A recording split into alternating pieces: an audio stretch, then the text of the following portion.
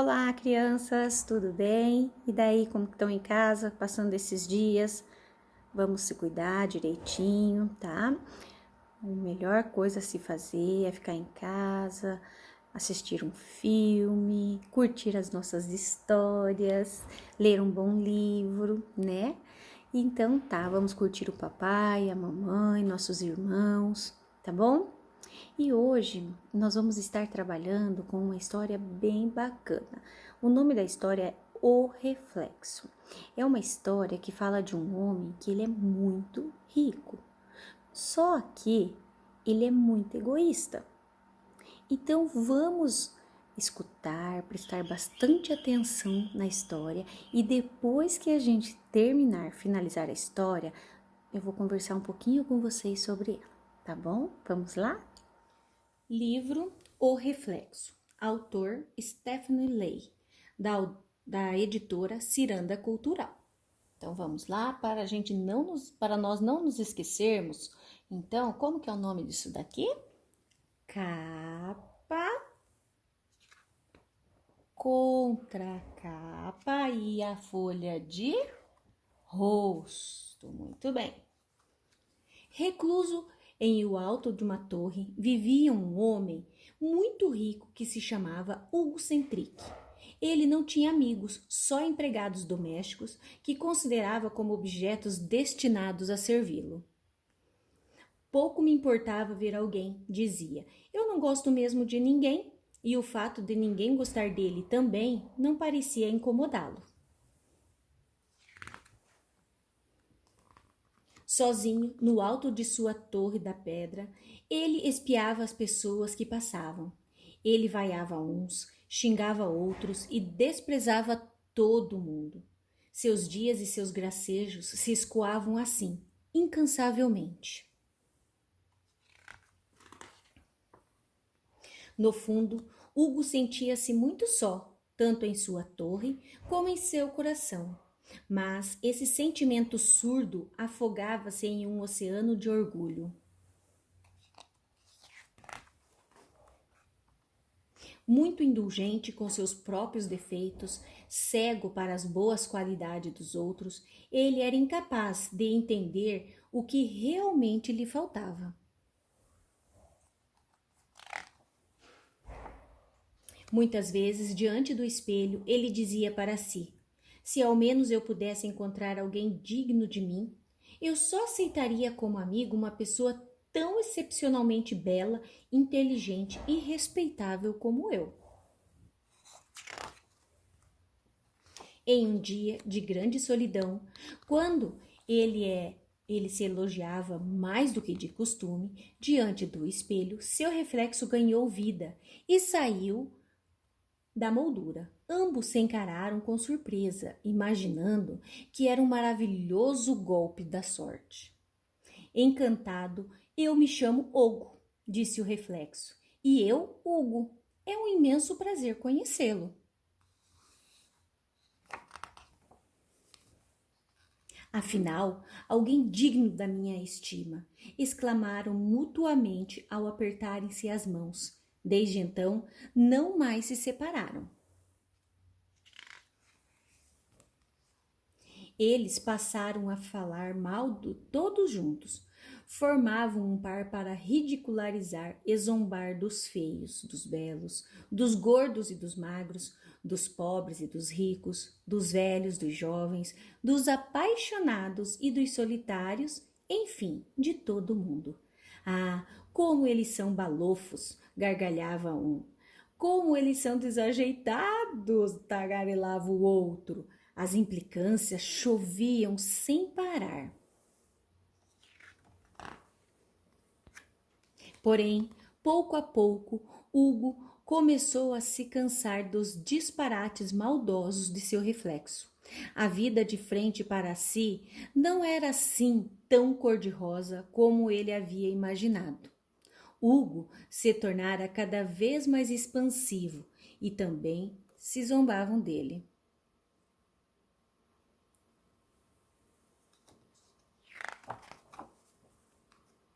Hugo Começou inclusive a achá-lo desagradável, mesquinho e fanfarrão, mas não deixava escapar uma palavra, pois aquele era o seu melhor amigo. Então ele se calava, deixando-o matracar sozinho, o que acabou irritando seu reflexo. Ei, você! Por que não fala mais nada? Repreendeu Hugo. Estou cansado de rir das pessoas, respondeu Hugo, entristecido. Será que você não percebe que cada um é mais tolo que o outro? Rosnou Hugo. E, por falar nisso, você também é assim. Estou cheio de você.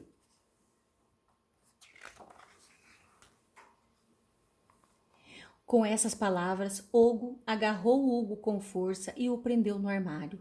Socorro! Abra já! Hugo gritou, esmurrando a porta, mas somente o eco gelado dos corredores lhe respondeu. Quando a noite caiu, Hugo adormeceu com sonhos repletos de maus pensamentos. Hugo, ao contrário, não conseguia pegar no sono. Pela primeira vez na vida, ele lamentou receber tão poucas visitas. E mais ainda, lamentou profundamente a presença daquele reflexo tão desagradável. Foi então que, dentro daquele armário escuro e frio, seu coração se iluminou. Hugo entendeu que ele não tinha amigos porque era tão pouco cavalheiro quanto seu sósia. Não tinha sequer vontade de ser amigo de si mesmo. E ele começou a chorar sozinho na escuridão. Na manhã seguinte, enquanto Hugo tomava café no terraço, Lisa, a empregada, chegou para arrumar a cama como todas as manhãs. Ao escutar fracos gemidos vindos do armário, ela abriu a porta. Foi então que ela descobriu o infeliz que lá estava isolado. Transtornado e exausto, Hugo não entendeu imediatamente que havia sido resgatado. Lise o ajudava a se recuperar quando, de repente, Hugo o surpreendeu. Ralé, malévola, você soltou esse pobre coitado? Vou lhe ensinar a não mais meter o nariz em toda parte. Ao dizer isso, ele empurrou bruscamente Lisa, que tropeçou, derrubando o espelho.